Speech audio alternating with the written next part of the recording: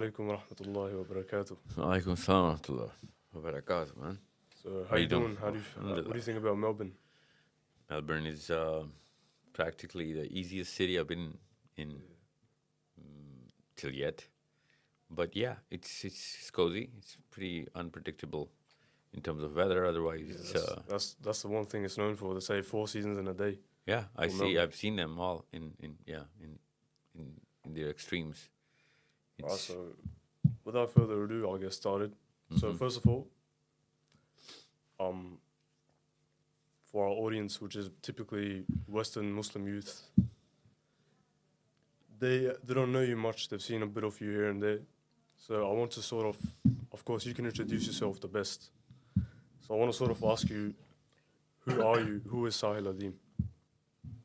well. I'm trying my best to um, represent the kind of I am just an attempt for a simplest representation of a Muslim mindset, especially living in the Western countries, so that I can resonate, people can actually relate and see that, yeah, you know what, this is the guy who's, these are the thoughts that are already brewing in my head. This is just an expression. This guy is just a walking expression. And he's connecting the dots between those problems that I actually face and never talk about because my folks never understand it because they were not born in Australia. I was. And they're not understanding the kind of worldview that I have developed. And they're not equipped with the grammar that I speak in. So everybody needs that guy who's going to channel the problem with the solution. And I'm merely an attempt to get those solutions to them and to make sure that they start to actually believe that, you know, they're not alone. It's every man's thought. Whoever is going to be born, you know, in a culture which is stronger, dominant, more giving than the household that they're born into. Muslims are mostly these days, in the last few hundred years, are born into a superstitious household, which they don't really understand themselves. And unless we start tagging that and classifying that properly, kids are not going to understand why their mommy or daddy is not answering the questions properly, because you guys are not used to grace. If you cannot understand it, you're going to get a very obvious confusion, and you're going to have to get rid of that confusion. But it's the most amazing thing that I see in overseas Muslims is that they're okay living with that confusion, not knowing those answers, which are innate and very loud. Yeah, It's okay for them. But kids your age, you're not okay. Nobody's actually, or no one's supposed to be okay. That's a very, of course. it's a big event that, Muslims today are okay with not knowing the answers of, basic concepts of life, and they're just going to live 50, 60 years on it. So the thing is, you explain that you give solutions to these problems, you know? Yeah, So I'm the trying to thing is, connect the dot. Yes, yeah. why should Muslims listen to what you say? No, no, Muslims should listen to everybody and try and get their own sense out of things. It's not about me or anybody else. Okay? Whoever is going to connect them with their Prophet ﷺ and get a rationale in and get or talk through the avenues of common sense and, you know, your basic sets of knowledge that kids in their 20s have 15, 20, 15, 16, 17 is the thinking age. That's the age where your brain actually starts to generate real questions. Before that, you're not thinking. After this age, you start demanding answers. Most Muslims in their 50s are not equipped to give answers. That's why most Muslims who are currently in their 50s do not have kids who are obedient to their philosophies. Okay, it's not just Australia or overseas, everywhere. Any philosopher who, any believer of a philosophy who does not really understand the structure of his belief is not going to be able to generate, the next generation into his belief because he does not have the eloquence to explain the ways around this whole philosophy. And we are not just philosophers as Muslims.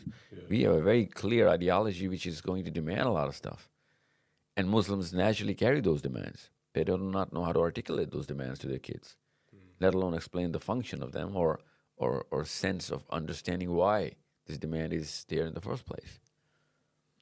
So many things you say, as we know, you're very, especially in Pakistan and stuff, refuted by scholars. This that very controversial person. What do you think? Why do you think you are controversial?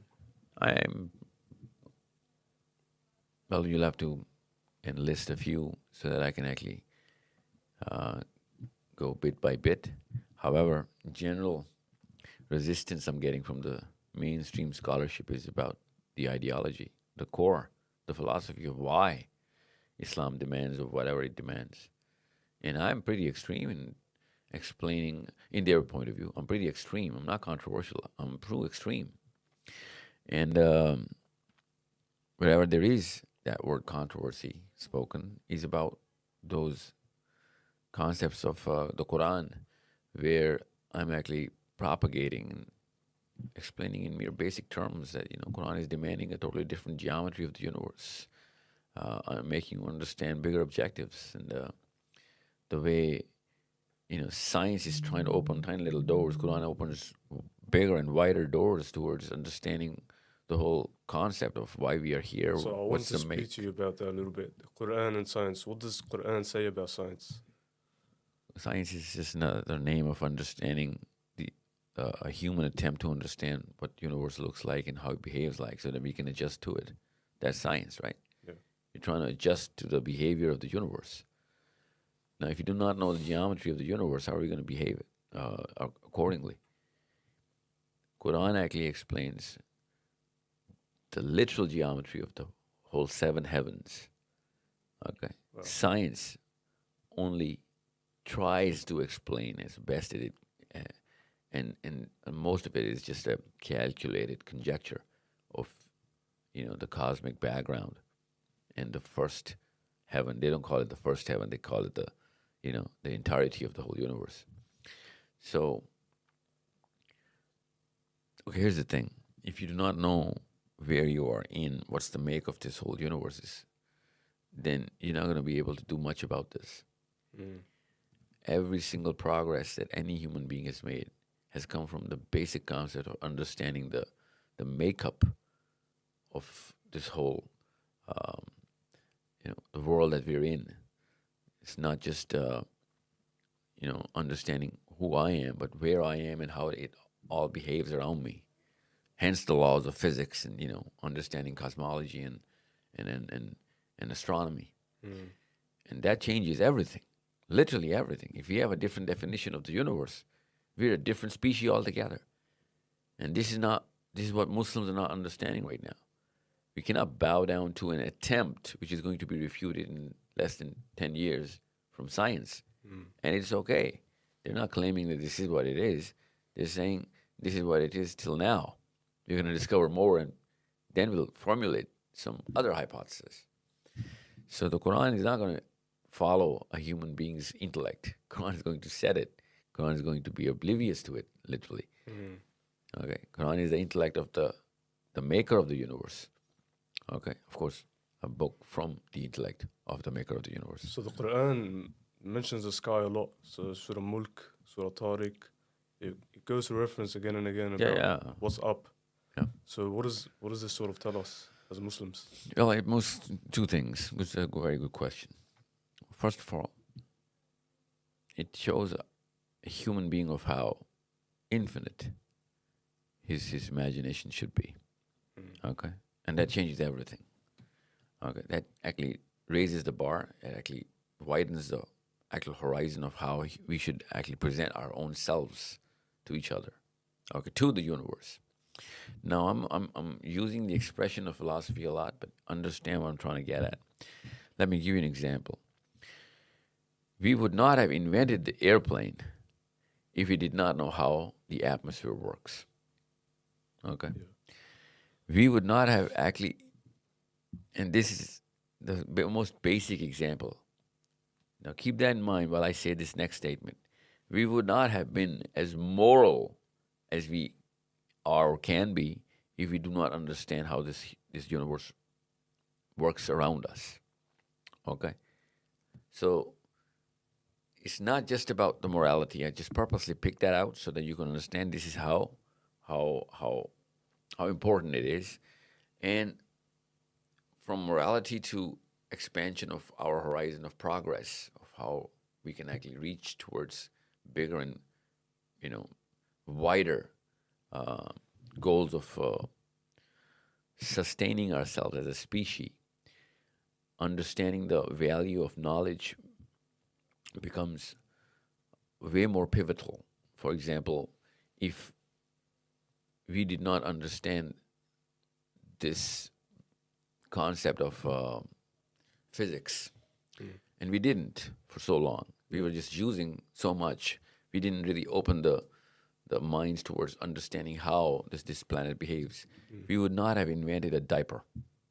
Okay. Really? Yeah. This is how simple I'm going to tell you things are. Now, once we understand how this whole structure of the universe behaves, it actually sets the horizon, the scope of human beings, the whole community, the mind of the whole species. And to strengthen the mind of the whole species, we need to understand the actual truth around the whole geometry and the symmetry and the makeup of little and big things around the whole planets and galaxies and everything. Now, if there is a certain model of progress which says that this is it, whatever you see is what you see, and if you can go there, good enough. 1,000 years ago, people did not, or 2,000 years, maybe a little, time. The philosophy at that time did not really realize, what these constellations represent. They used them to maneuver around paths on the planet. Yeah. Okay, just merely for directions. Sort of one question I have. Before, no, don't, because I'm not even, because everyone's going to get confused as to why I was telling you all of this. Yeah. A man from 3,000 years ago, when he looked at the skies, okay, he couldn't comprehend, since he couldn't comprehend the entirety and the scope of how grand all of this schema is, he couldn't put anything to use in this planet for himself and other people. Now that we know what Jupiter looks like and how big it is, how sun works and how big it is, or where it is and how it behaves and moves, and then Andromeda and other galaxies and trillions and trillions and trillions of galaxies, so now we behave differently on this planet, not just between two human beings. I'm talking about as a human being. Now we're trying to actually go to Mars or wherever we can. That actually gives us a lot more energy and power to invent more stuff, to go faster than light, presume, in our advent to chase bigger goals. So as a civilization, the concept of universe is pivotal. As a civilization, we need to understand what all of this actually is. And the Quran encourages this. Quran actually enforces it. Okay? Really? It enforces you to look up and think. Okay? It enforces it. Every book Allah Azza wa Jalla has ever written is all about the geometry of the universe. Okay? Human beings needed a guiding light to translate all of that because we can't really feel it. We can just see it. And we're so minuscule that we can't really comprehend how big all of this is. Okay? And as soon as we start to do that, all of a sudden our definitions and goals and our definitions of reach changes. Okay? Not just the reach, but understanding what reach should be. And that actually changes the scope of how a human mind behaves. Okay? I mean, I can't even do the math on the difference between a mind of a physicist and a layman behaving towards, the bigger objectives of the species. Okay? So this is as basic as I'm going to make it, but since we're so far away from it, most people are not even going to understand, let alone put it to use of whatever I'm saying right now. So it's a big difference between the intellect and the behavior of a human being who actually understands all of this versus a guy who really, thinks these are just lights, dimming lights, which... So if this is so apparent in the Quran, we've been given this book for 1,400 years.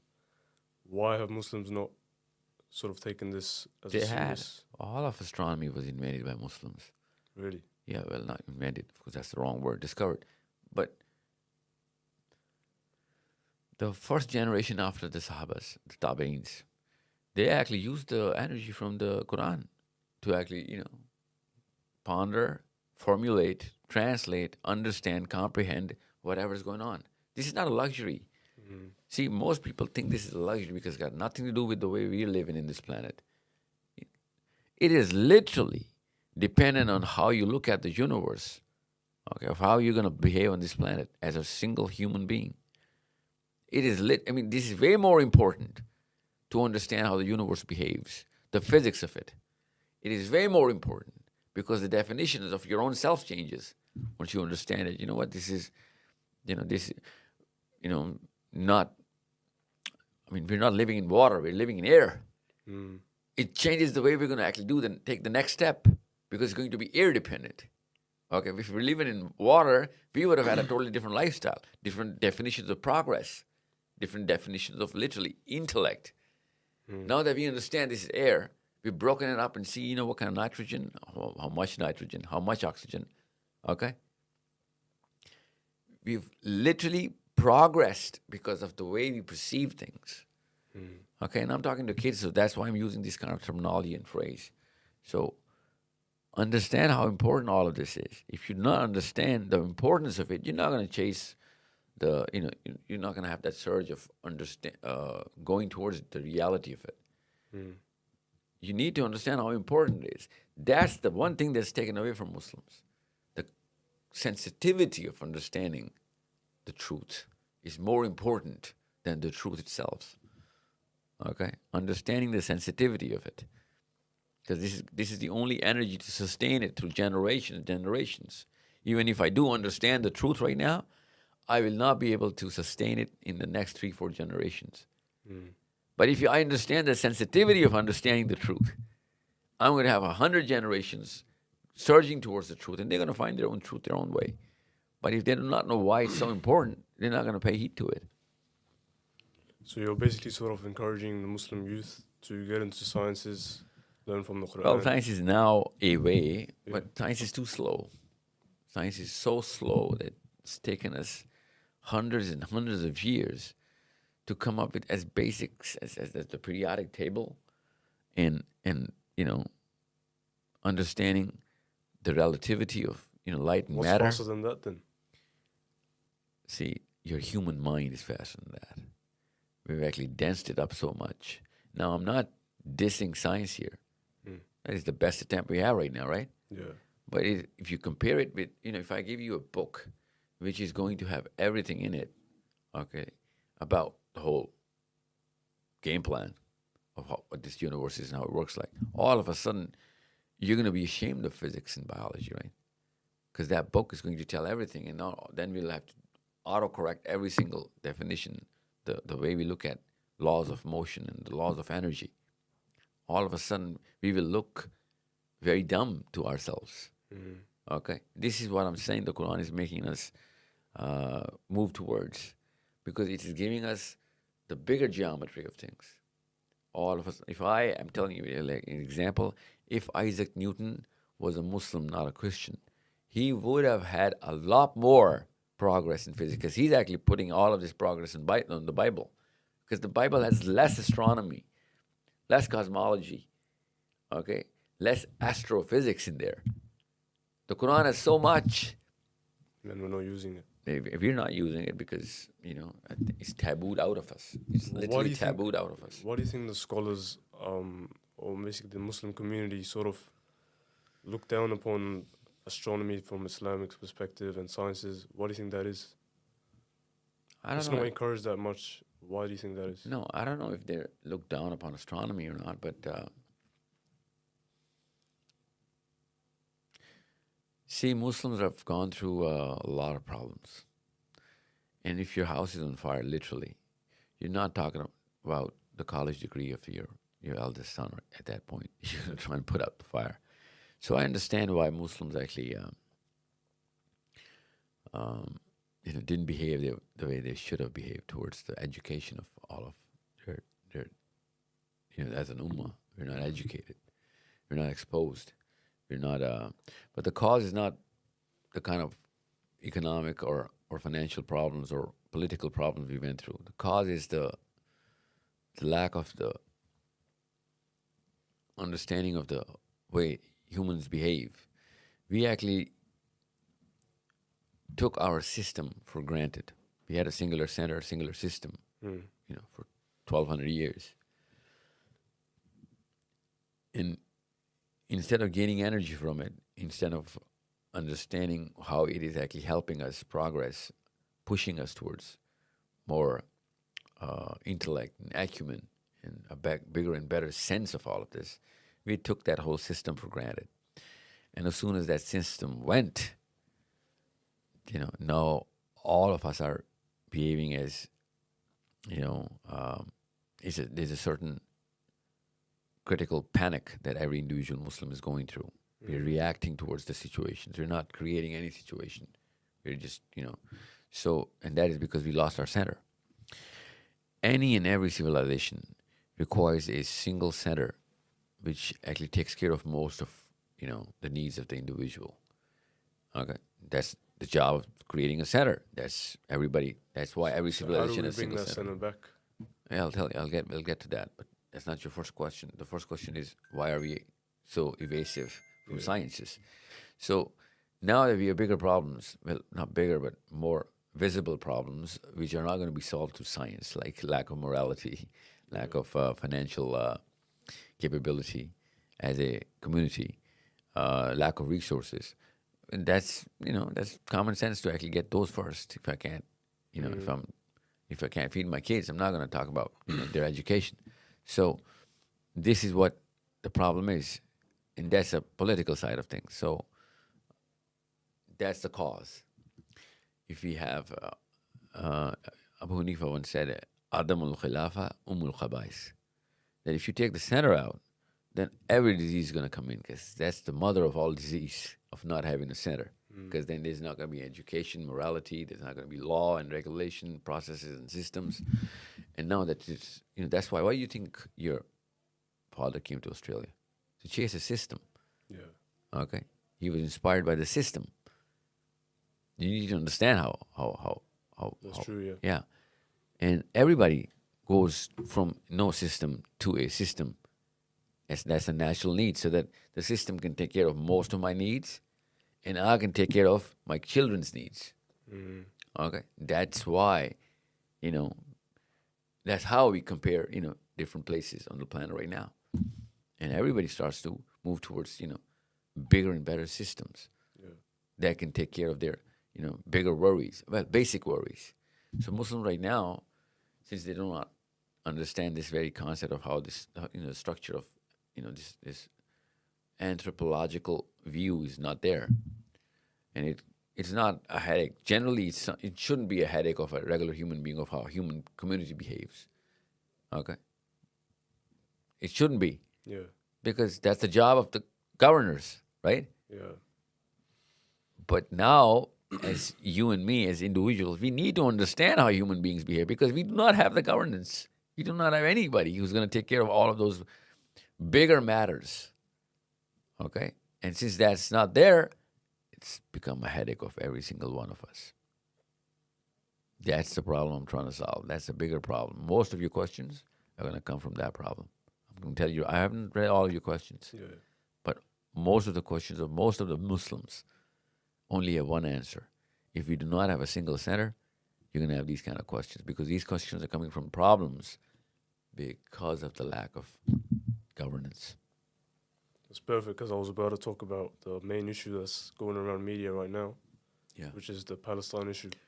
And I think the problem is the same. Yeah, same if we reason. had a single center calling decisions, Palestine issue would not have even been there to begin with. Okay? So I understand that, but what's the steps we need to take to get to that main center? Educate enough people so that they can put enough pressure in the right kind of places wherever they are. Okay? So, see, the corporate endorses and enforces and empowers the franchise. The franchises do not empower the corporate. Okay? They're just the representation of the power of the corporate. Take a franchise of Apple, an Apple store here. It's going to comply with what? The Australian policies? No. It's going to comply with the Apple policies from the headquarters, right? It's a franchise. It's going to behave the way the corporate wants it to behave. Whatever goals there are, of course, that's a business goal they're trying to chase. But the values of an Apple franchise in Melbourne are going to come straight from America, the headquarters of Apple. Okay? And you as a consumer not only respect that, but expect it.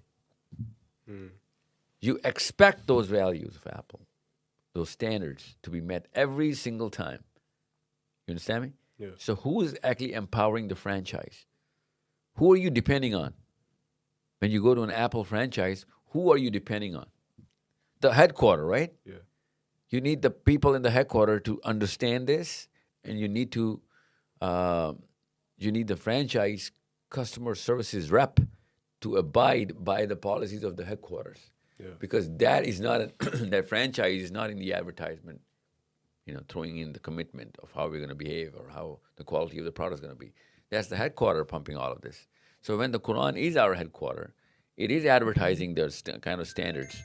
And you and me are the franchise of the Quran, right? But if you don't behave as a franchise of the Quran, then we are literally massacring the standards of the Quran in front of everybody, and that's why no one's going to depend on not just the Quran, but even me. So we, as human beings, are not designed to behave individually. We're designed to behave as, with a single center and everybody orbiting the kaba. Okay? That is the model, which Allah Azza wa Jalla said, this is my signature here. That's the logo of Islam. That's the brand. Single center, everybody revolving around the center. Okay? And that's the model every human being is using. Every corporate is using. Every country, every empire ever used. Single center, every layer, circling around the whole system, philosophy, values, laws, processes. But we're not doing it because we were made to run solo. This is not how it's going to ever work. It didn't work for non-Muslims. And it worked really well for non-Muslims when they behaved the way the Quran is telling us to behave. There are more than 91 countries American armies deployed. Yeah. But they're deployed because of a single constitution in America. That gives them the power in wherever, African countries or Asian countries, wherever they are.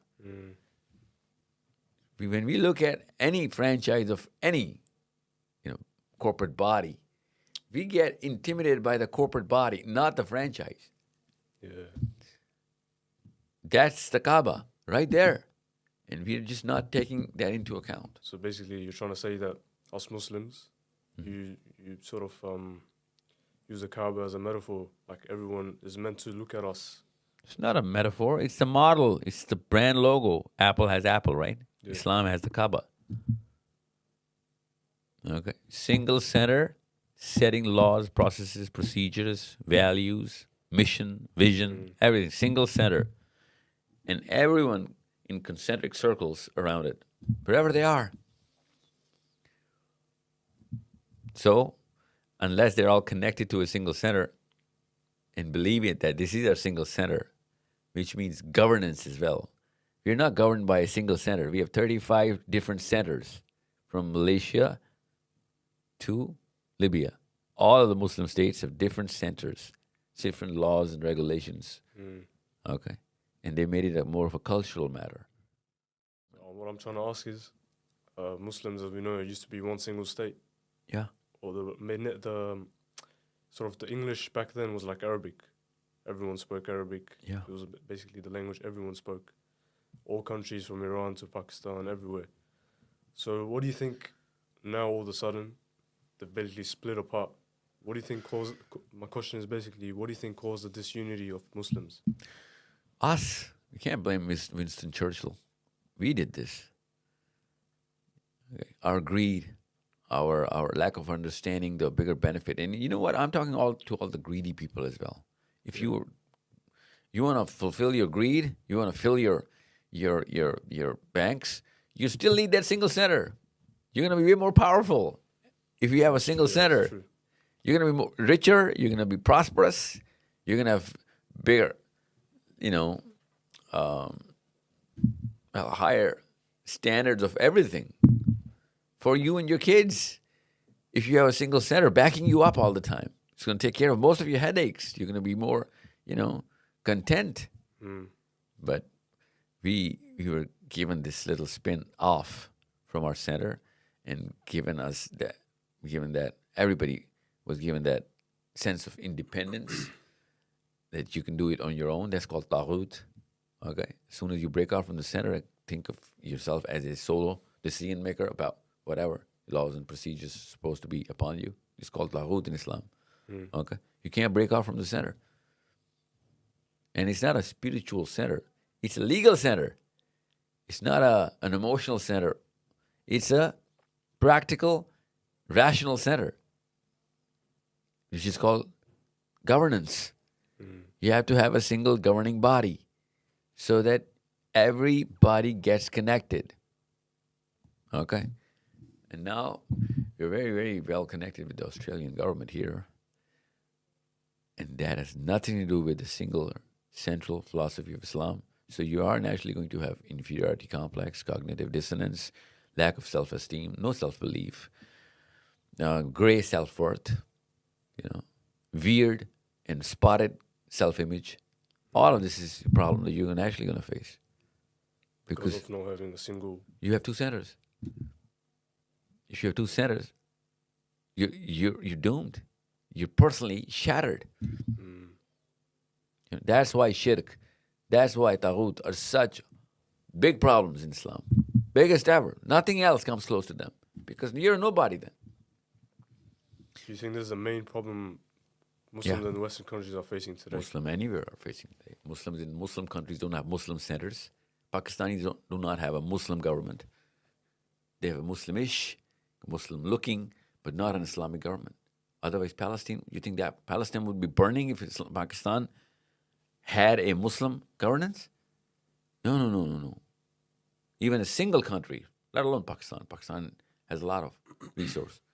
Any other country, if it had a Muslim governance model, Palestine wouldn't have been a problem.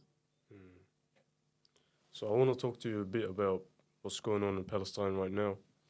And most of as you know, Australia is a pro-Israel country. The Prime Minister himself, he said, pay my respects to Israel. And sort of, whenever you try to argue with people who are pro-Israeli, they always ask the same question: do you condemn what Hamas did? So what's your response to that if I ask you, do you condemn what Hamas did? No, absolutely not. I don't condemn anything if it starts with Hamas, if an Israeli is saying it. Okay? I condemn the very concept of this bully called American policy about Israel. Okay? Israel wouldn't have existed the way it's existing right now if America did not start to back it up in the 60s. Before that, even America didn't back it up. Every common sense guy would say what I'm saying right now. Who gives anybody the right to just barge in and start making, headways into the personal space of other people and claim it as an innate right to kill, to take away their land, property, everything, and then justify that, since we are here now, it is the right of us to defend ourselves. You know what I'm saying? Well, okay. If that's the rule, then, you got to tell us where you got that sense from. And if you're going to throw the Bible at us, the Torah to be exact, then okay, let's just play book versus book. Torah is the only argument of Israel. They follow everything in it. No. They're presenting to the world, a non-believing world, that since this is our promised land, that's why we are here, doing whatever we can. Nobody is saying in Israel, never have they ever said that we bought this land, so, Because it's written in the book that it's their promised land. Yeah, that's what That's Netanyahu's basic argument as well. Every Jew would say that. This is our promised land in the book. Okay, well, if that's the argument, then we have a bigger, fatter book. Yeah, and it's promised land for us as well then. No, every land is promised to Muslims. Yeah. لِيُظْهِرَهُ الدِّينِ كُلِّهِ. All of the world is going to see the dominance of Islam. Okay, let's just see it then. Let's start with you guys. That's what I'm saying. No, hold on. I'm not even getting warmed up yet. Listen. Hamas is a reaction to any bully. What do you want me to just sit down and just, smile at you and turn the other cheek if you kill my kids? This is not on. And even if Hamas makes some mistakes, I'm not going to condemn any of them. Even if they make mistakes during this, what do you expect a nobody who has one arm? He's not even going to, try and swim himself out of the deepest part of the ocean. He's not even supposed to make an attempt. You're measuring Hamas's quality of attacks now? They're actually measuring the quality of the attack of Hamas. Are you kidding me? The most sophisticated armaments are with Israel. Yeah. Absolutely no arms factory, well, let alone anything. They're trying to make bombs in the house. Salute and hats off to them. They're still trying to do whatever they can inside their homes to make, bombs and bullets. Yeah. So, if with that kind of arsenal, this is the least they can do. This is the least they can do. You know what I'm saying? Yeah. So we sort of see from the Western, even the Muslim countries, we see protests, boycotts, all this stuff, and it's been going on for 80 years. Every time we see it is never going to do anything because we do not have a single center. Yeah. So since the single center is a problem, my question is, then we should work towards that problem. We should fix it, and only boys and girls of your age are going to fix it. Those old folks have proven to be not only dumb but incompetent and arrogant on top. So they're not going to move an inch moving towards a single center. And we've seen it from the time of the Prophet ﷺ. It was mostly the young people who embraced Islam first. The old ones usually... No old man is ever going to just give up his, whatever he's done. It's just mere arrogance, nothing else. Sheer arrogance. Literally. Bigotry. That they think that they've spent so much time on this planet. They know more? No. They've literally proven to us that they've wasted their lives. I'm talking about Muslim old people right now. They've wasted they've made sure that they waste the next generation as well. Boys like you are going to ensure that this does not happen. Isn't that a bit harsh to them, though? I don't think I have enough words in the dictionary to describe the kind of problem that they've created. Harsh? Are you kidding me with this? Do you know? Have you ever imagined the day of judgment? I'll tell you who's going to define what is harsh or not. You know who's going to define harsh? You, not you and me. The child who was burnt alive with the white phosphorus. That's going to define what is harsh or not, to be described as a disease that brews inside your heart right now. We're incompetent, impotent. We are terrified, timid. We are castrated Muslims. Harsh? There are no words in the dictionary to define the level of problem that we actually are carrying in our as individuals and as people. So be harsher towards ashidda'u ala al-kuffari wa ruhama'u baynahum. That's the order, that you have to be as strict as you can be for the non-believer if he is committing, whatever Israel is committing. And we're talking about Hamas here. Yeah. Can you believe we're talking about Hamas when and most Muslims, when they talk about Hamas, they did something wrong. I want to, change my planet and species. That this is what a human being is going to, stoop down to. For 70 years, Hamas can't even do in 700 years what Israel does in 1 day. And still we have the guts to compare this, these little apples of Hamas with the tanks of Israel. We're comparing apples and tanks. Literally, they're throwing apples, not metaphorically. Literally, that's all they're left with. Yeah, it's true. You're comparing apples with tanks? That's true. So sort of, I was talking about protests, this, that. And then you got some Muslims on the other side, they say, we're going to wait for Imam Mahdi.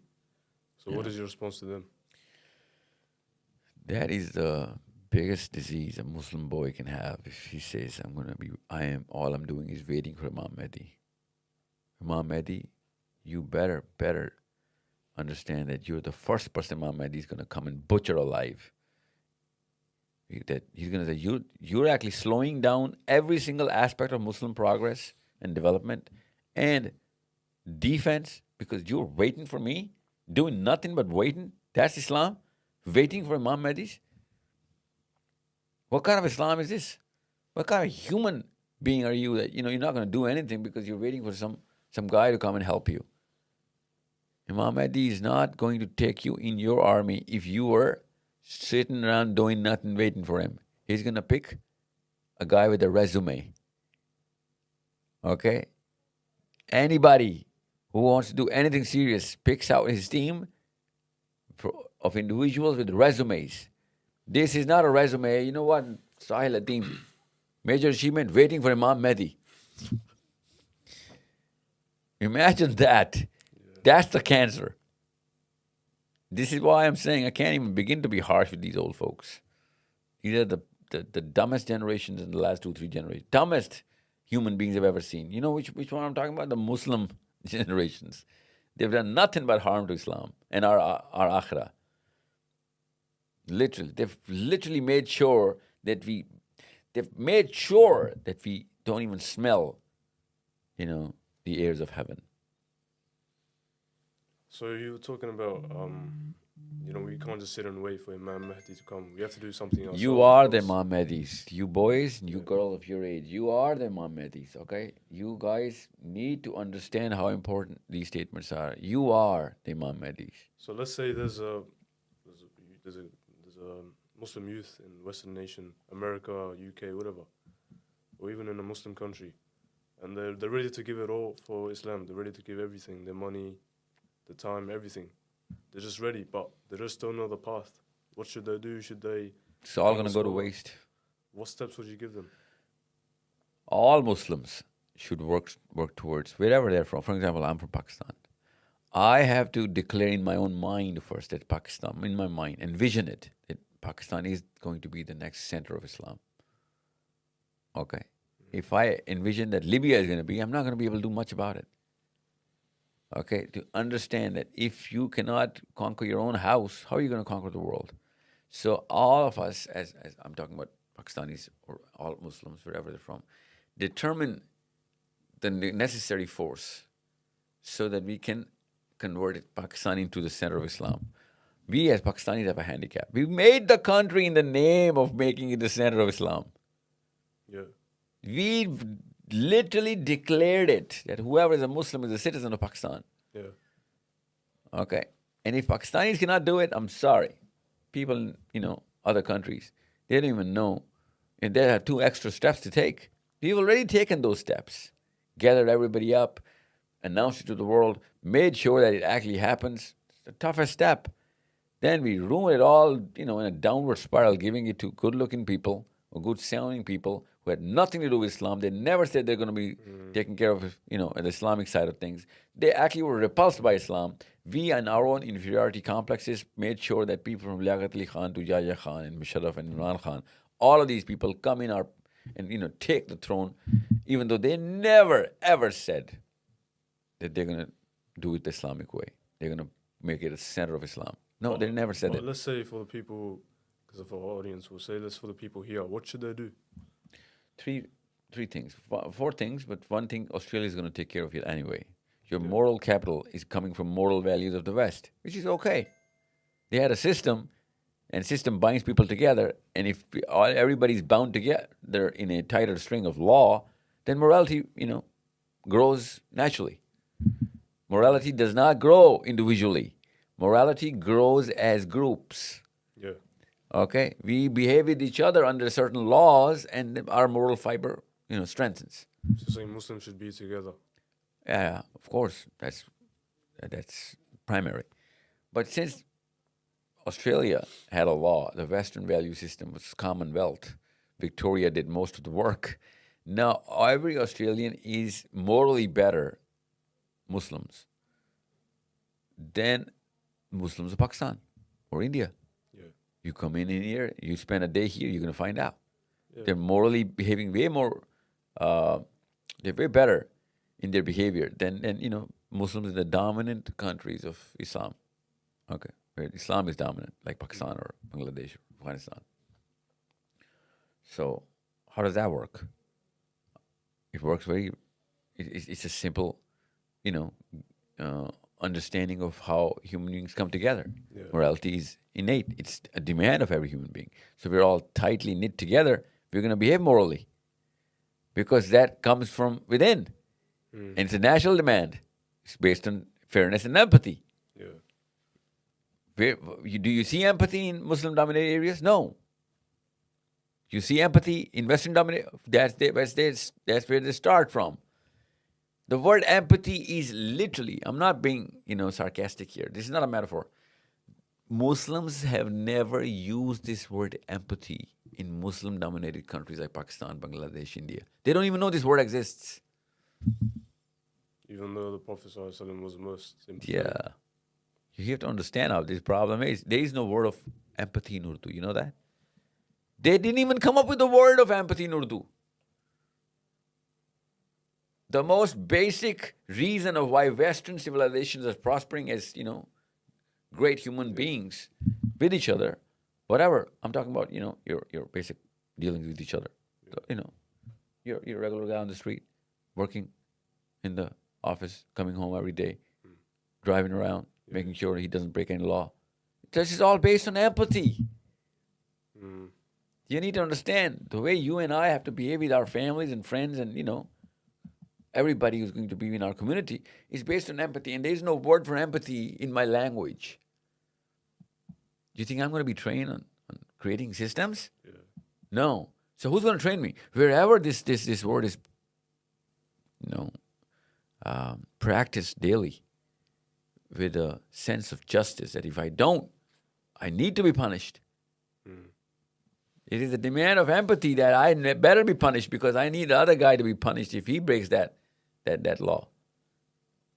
You understand me? Yeah. So you take the moral capital from Australia, man. And then you take another thing from Australia, the financial capital. Okay? Your moral capital and the financial capital should come from the Western systems. Okay? And then your political capital can be taken from Australia as well, even though Australia is practically a nobody in the bigger game. Yeah. But it's way bigger than Pakistan. So learn how to do all of this, create influence, become a lot more eloquent in the way you understand this world. Your world view should be way better and well constructed. In Melbourne, how do you make that world you read, better? You understand how Read what? the political science of how things are working, the systems, what's going on around the American side and the Chinese side and the Russian side, and how human beings are behaving around this. Okay? In Pakistan, you don't even get real news. You don't even have books to read all of this. Yeah. Do you have some book recommendations for the youth here? Yeah, first of all, for Muslims, for Muslim youth, I need them to start with Sira. That is the finest book on political science. Yeah. Okay, get the stencil in. Then you're going to measure any other philosophy or technology or technique or behavior. Our stencil is our prophet. We have to go through political science as a subject and start chapter 1, Siratun Nabi Sallallahu Alaihi Wasallam. Okay? So what book do you recommend in the Sirah? Well, there's no one book on Sirah. Sirah is as a history of the Prophet Sallallahu Alaihi Wasallam. So start with get as much as you can, as much content as you can, because every writer has certain limitations of time and wherever he's writing from. So more writers you're going to read, the more understanding you're going to have of how to understand the psychology and the philosophy of the Prophet ﷺ around little and big things. So you recommend the Sirah. Is there any other books you would like to recommend? Well, no, for now, you go into understanding the history, read history. If you do not know history, you're not supposed to comment on anything. Read the history of at least 5 regions on this planet: Rome, Greece, Jerusalem, Medina, and well, in modern history, you go through America, and Europe, and England, Yeah. and so this is history. Once you understand the history, you're going to find out why things are behaving the way countries are behaving, nations are behaving the way they're behaving. You have to go a little further back in time. Because they say history repeats itself. Same Because, things yeah, happen because again. human beings behave the way they behave. We are who we are. That's the real way of saying history repeats itself.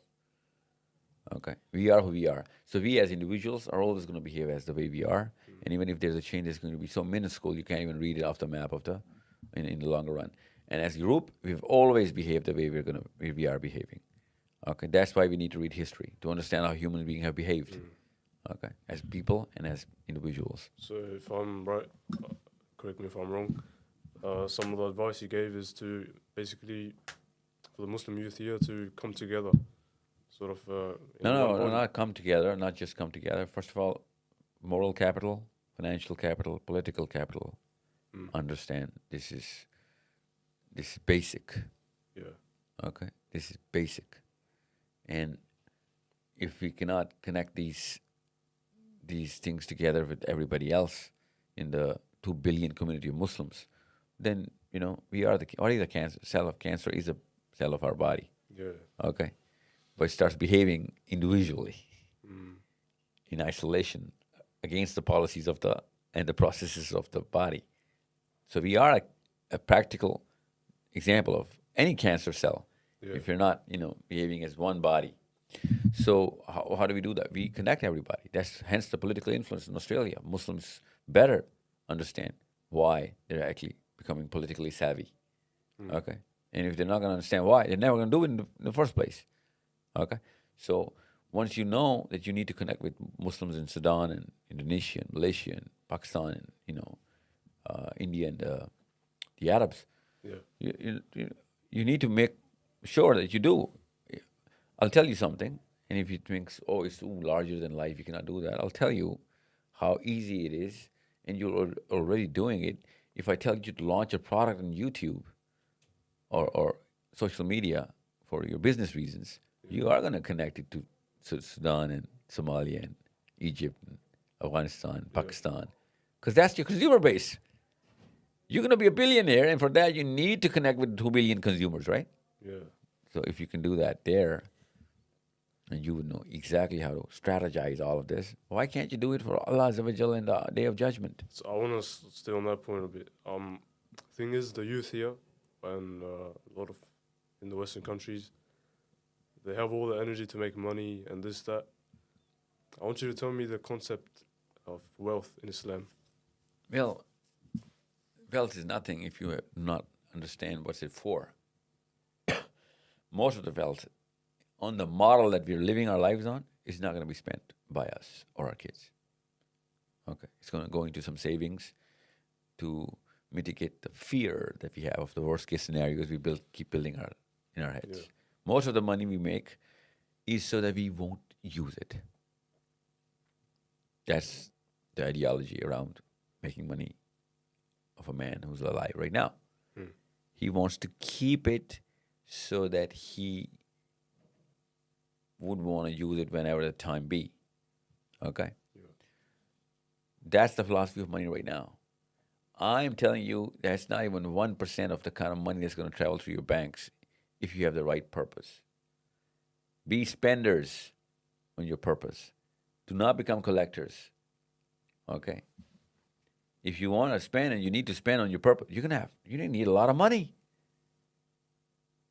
You need a lot more money. I need Muslims to be way, way more wealthier. Okay, so you actually want them to be richer. Yeah, a lot more, million times more. But as spenders on on the right things with a purpose that, we're going to have to. And what's the right things? I'll give you a case study. Israel. Yeah. Why do you think Jews are so rich and powerful? Israel. Oh, you tell me, right? Yeah, Israel. If there was no concept of Israel, Jews would not be that powerful. And Israel just came about 70 years ago. Jews has been powerful for a thousand years.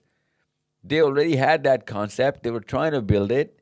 They were connected with that concept of Israel. And that concept gave them enough energy and sustenance to become powerful. Yeah. The kind of philosophy that I and you have as Muslims, we're never going to be rich. A human being does not have the energy to sustain his own fascination.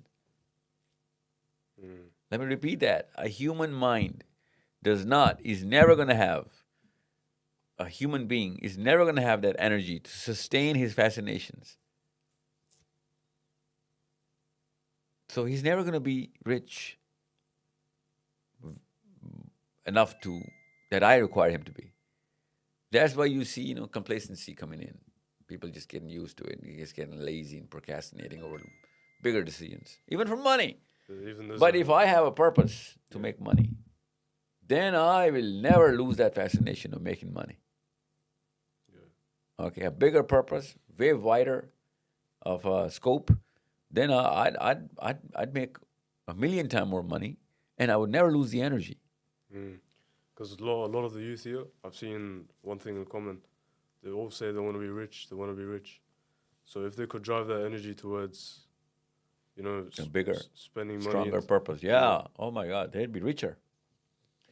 But then you know what? They wouldn't really need that money if they had the right purpose. We'll talk about that some other day. Go on. What's the next question? All right. I'll just wrap up this point first. So I was talking about what a Muslim used to do. You said sort of build a capital, read the seerah, read history books. Is there anything else you want to mention about this? About the action steps a Muslim used to take. At your age, that's what I'm talking to, a 16-year-old right now. That's what I'm saying, do right now. I'm just giving you a concept of moral, mental, political, and financial. Moral, mental, political, financial. These 4 capitals you need to gain. But right now, your mental capital is during the age where you need to gain mental capital. You're not supposed to think money right now. You're supposed to think IQ, exposure, intelligence, knowledge, truth. These are your assets right now at your age. Dollar is not your asset. Big car, no. Girls, no. Your asset at your age is IQ, intellect, knowledge, understanding, comprehension, truth. These are your pillars of development. And you think reading books is the best way to enhance that? Finest way, yeah. That's the best way. But meeting people, working with people, working on projects, that's going to give you skills and sense. You can't just sit around the house and read books and think, you know what, you're capable. No, you're not capable. You have to apply that. Yeah, test it. See if it works. So you said moral, political, financial, and... mental. All right, so I want to talk about some of the problems the youth faces here and like how to sort of get away from it. One common theme I've noticed is everyone is addicted to some sort of thing, whether it's porn, weed, or Instagram, all these instant gratification kind of stuff. It's like, the circle thing the hamster runs into. It's basically they're running into the same cycle again and again. First they say I'm going to stop, and then they end up back there again. So my question to you is... It's called a hamster wheel. Hamster wheel, yeah. So my question to you is sort of, how do you break free from that sort of... It's basically like chains. You're chained. A purpose. Hamster wheel is the antonym of a purpose. If you have a purpose, then you are going to run faster. You know what I'm saying? But you're going to be running towards a certain, goal. When you don't have a purpose, you're still going to be running. This planet is going to make you run, but that's just a hamster wheel. So from this addiction to that addiction, what do you think? Kids are into these 4 things? No. You're going to, 10 years older, look at your father or his father or whatever, those age people here. Yeah. They're going to have different kind of addictions, but they are going to be still addicted. Hamster wheels. Chasing that status quo of, bigger cars and making that cut over his circle of friends that, you know what, I'm better off than these 10 people. That's the statement of So success. that's basically the main problem nowadays. Yeah, Chasing another cars. hamster wheel. You just see, if you're stuck in a smaller hamster wheel, you're gonna actually get fascinated by a bigger wheel. So it's not the wheel, Yeah. it's the philosophy. That's the problem. So you said to break free from that, you need purpose. Single center. That's our purpose right now. We are in a political catastrophe. So you're saying this is our purpose right now. Does our purpose change over time, or the purpose of Islam is always having one single center? No. Right now we lost our center. Once we have the center, then human progress of intellect and sense, reaching toward the stars, understanding God. But for now, our purpose. Yeah. First, that's what I'm saying. My house is on fire. I can't talk about Harvard degrees right now. I want to see where the next fire station is or where the fire truck's coming, right? Yeah. Yeah. So you're saying the best way to break free from addictions and all this sort Yeah, of yeah. stuff is You need purpose. to settle yourself into a different, a total different set of actions to take care of my, bigger problems. So most of the people who are going to be stuck in addictions, you'll see a correlation between them and ignorance. Basically, they won't even know how or what to do in generally in life. They'll be your regular hippies. And this is not a small problem, by the way. It's like a very I know most of the whole people. Yeah. people's whole lives are like based on this hamster wheel. Yeah, because they're not trained into understanding why we're here. It takes a lot of training. Not that much if you're a child. It takes a lot if you're 40 plus. Yeah. At your age, it's pretty easy. You understand because you're emotionally, experiencing the whole planet. Once you're really told, trained, and settled into that, there's a purpose of life. You can't just die an ordinary man who did nothing except, he take care of himself or his family. That's not by Islam. That's not a job of a Muslim. What do you think causes sadness and depression? Especially here. It's very Depression is a gift. Okay. really. Yeah, it is a gift. It is the voice of the inside telling you that you need a bigger philosophy, man. You need a purpose. Same thing. Yeah, same thing. Depression is a symptom of your body telling you that you didn't figure it out yet, man. Why aren't you figuring out the core of the first job, the bigger job, the biggest job? If you cannot understand that, then you're gonna try and do whatever you can, and then you're gonna end up in depression. So another thing is sort of people my age, 16 to 25. Should they basically, how can they manage school, this, that? Should they like put themselves into everything, or should they like lay back a little bit? What sort of I'll your give you an advice? example. In the Cold War, Russians came up with this Yeah. philosophy of Mother Russia, and they have to say Mother Russia, and build it up. Every school curriculum was designed around it. Every parenting model was designed around it. So they had a purpose of going to school, not for themselves, but as a community, right? For the whole country, for Mother Russia. Where do you think came up with this concept of Mother Russia? Who came up with this? Who came up with this Akhand Bharat concept? Who came up with this Israeli Zionist concept? The Macedonian Greek concept? The Victorian English concept? One center, everybody. Who came up with this? See, why do humans actually behave the way they behave? They behave for creating a single center, and we call it imperialism now, okay? To dominate everybody under your laws and your rules and your regulations. That's innate. Human beings are designed to live in the community. And for that community to have equal and fairness across the board, we need a single body deciding all of this. Okay? I had another question. Since we can see divorce rates are going through the roof and dating is increasing in the modern day, so why do you think that is, and what can we do to sort of fix it up? Divorce? Did you say divorce rate? Yeah. Oh. Just relationships in general, you know? Well, generally we are we're in such a high level of dopamine addiction. Yeah. It's made us selfish. If I just said selfish, it would have been a philosophical answer. Now put dopamine in. It's an answer with a solution. Okay. The more you are selfish, the more selfish you are, the higher your probability to divorce your wife or husband. Simple. And why are we so selfish now? Because we're trained into believing that's what I'm saying, that I am independently going to decide and that everything is for me and I want everything. Okay, all I need is everything. So that's a regular philosophy of every, especially Westerners. Okay, they call it liberation and the American dream and whatever. You need to understand that it's causing a lot more deterrence in the individual psychology of the rest of the planet. And I'm not blaming just America. Every mother and father of Pakistan is actually doing literally way better job of making sure their kids are living the American dream than George Washington himself. So it's not the American dream. It's a concept, a twisted concept of, liberating human beings from even morality, even, your social requirements of living in a community. That's why you see isolation as men, not just as couples, not as relatives, not as fathers or mothers.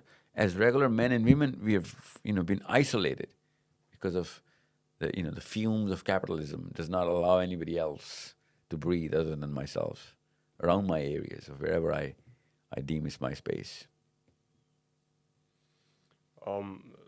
When we see the Muslim youth sort of,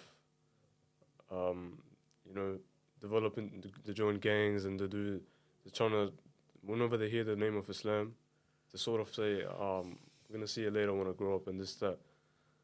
They sort of, there's a dislike for Islam from the youth that I've seen. I would dislike the kind of Islam these folks have given me.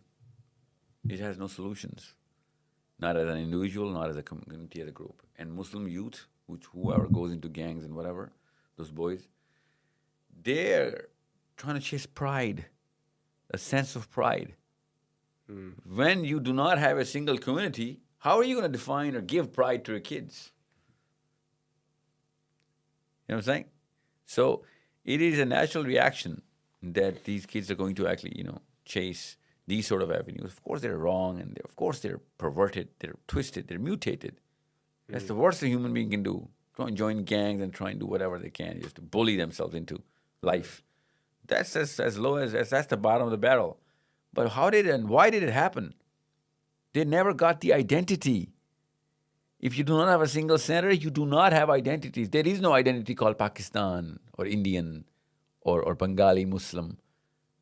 Okay? This is not an identity. A Muslim is a Muslim regardless of whether he's born in America, Canada, Antarctica, or the Bering Sea. He's a Muslim because he's connected to the center. His laws come from there. His rights and wrongs come from there. His morality comes. His definition of progress comes from there. Yeah. Okay? What else do you think identity is?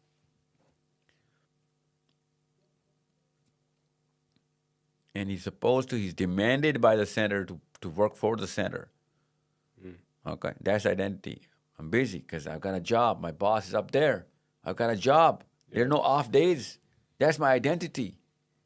I'm a political being. I got to create influence. Make sure I stop the evil from my own hand first. That's my identity. How are you going to do that as Pakistanis in India? No, you can't. Pakistanis in China. No, you can't. Pakistanis in Mecca. No, you can't. That's the worth of a nationalist identity. You can't even stop the evil in any other place. Such worthless human beings are going to be depressed and trying to find, petty avenues of gangs and tattoos and whatnot. Yeah. So what is the difference that we are not like the early Muslims? That is the difference.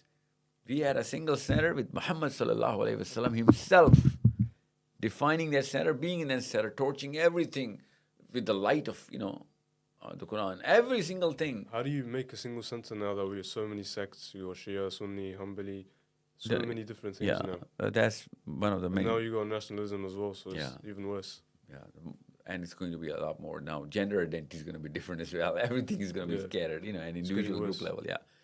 Hence, the bigger need of mental capital first. You're going to argue yourself into it. Somebody has argued us out of it. You need to argue yourself into it. Okay, people want a sensible argument. You better put weight into your arguments. That's your influence. How do you think they got us out of it? They argued people out of it. They didn't force us out of it. Somebody gave the concept of, this nation state and all of that. Commonwealth is a bigger concept than Australia or England combined. A Commonwealth is a single center. You see, Australia cannot prosper without Commonwealth, nor England, nor anybody else. Why do you think they didn't change the laws in Australia? Why didn't they change the English laws? It was a sensible thing to do. That's what I'm saying. Create the sense now. Express the sense. Okay? I have a question for myself, because this is doubting me a little bit. Go on. We see Muslims struggling around the world. Yeah, China, Kashmir, Palestine. My question is, if God is so merciful and Rahman Rahim, why is He allowing this to happen? Allowing death to happen? Of Muslims, yeah. Muslims. Like a non-Muslim death is also Yeah, even that. as yeah. Your grandfather alive? His father? Was he a murderer? So his death is justified just because he died a 90-year-old? Why does a 90-year-old guy, why is it okay for a 90-year-old guy to die and not a 9-year-old? I mean, the massacre or like the bloodshed that's going on. Why is In it? Muslims, bloodshed going on in every part of the world. Yeah. That's a test for human beings, not for God. God has put us to a test. We are not putting God to a test. Okay? If God was doing anything, that would be like, why is God doing this? God has put us in a test. And we are saying God is doing this. You want God to come in and intervene directly and say, you know what, I'm not going to let this happen? That's what you're saying, right? That's what the day of judgment is for. This is the bigger test. He's not going to come in the middle of a test. That's right. Okay? So sort of the problems that Muslims deal with here. What's the best way to deal with Islamophobia?